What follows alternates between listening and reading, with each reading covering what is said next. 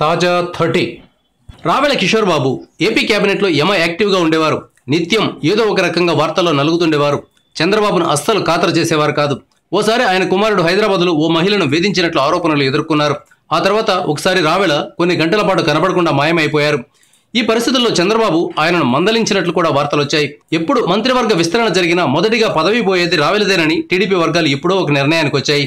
చివరికి అదే జరిగింది. రావెల మంత్రి పదవి పోయింది. దీంతో ఆయన టీడీపీకి గుడ్ బై చెప్పాలని నిర్ణయించుకున్నట్లుగా వార్తలు వస్తున్నాయి. వచ్చే ఎన్నికల్లో ఆయనకు టీడీపీ తరపున ఎమ్మెల్యే టికెట్ కూడా రాదని చెప్తున్నారు.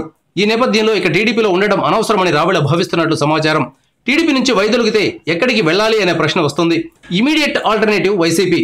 ఎందుకంటే గత ఎన్నికల్లో టీడీపీతో పోటాపోటీగా నిలిచిన పార్టీ వైసీపీ ఒక్కటే.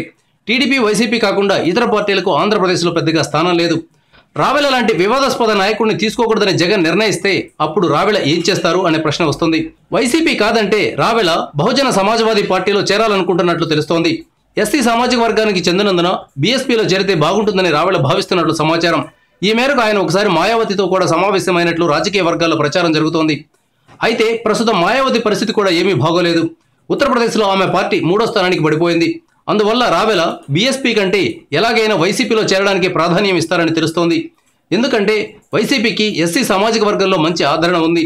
అందువల్ల ఆ వర్గంలోని ముఖ్య నాయకుల ద్వారా రావెల వైసీపీలో చేరి టికెట్ సాధిస్తారనే అభిప్రాయం రాజకీయ పరిశీలకుల్లో ఉంది.